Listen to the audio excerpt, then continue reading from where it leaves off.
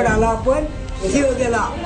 4 February 1670 साली 400 वर्षापूर्वी तानाजी मालुसरे यांनी गड कोंढाणा मोगलांचा किल्लेदार, दिल्लीचा बादशाह औरंगजेब आणि औरंगजेबाचा लढाऊ किल्लेदार रणशूर उदयभान राठोड यांच्यापासून तानाजी मालुसरेनं गडाच्या पश्चिमेच्या बाजूनं यशवंता घोरपडे बंधूपासून द्रोणागिरीचा कडा चढून छापा घालून आणि उदयभानास ठार मारून या ठिकाणी प्राण अर्पण केले गेले.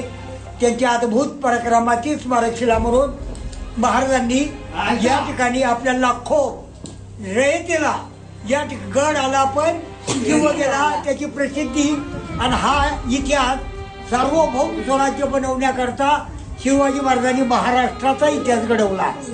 महाराष्ट्राच्या इतिहासाला पडलेले गोड स्वप्न माझं जाणता राजा, रयतेचा राजा म्हटलं श्री छत्रपती शिवाजी महाराज. मराठी मनाचं दैवत म्हणजे श्री छत्रपती शिवाजी महाराज.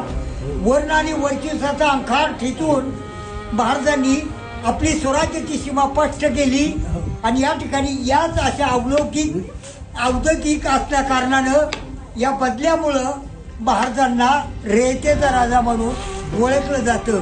म्हणून या ठिकाणी आपल्या छत्रपती शिवाजी महाराजांच्या स्पर्शानं मुलाचं लग्न पाठीमागे ठेवून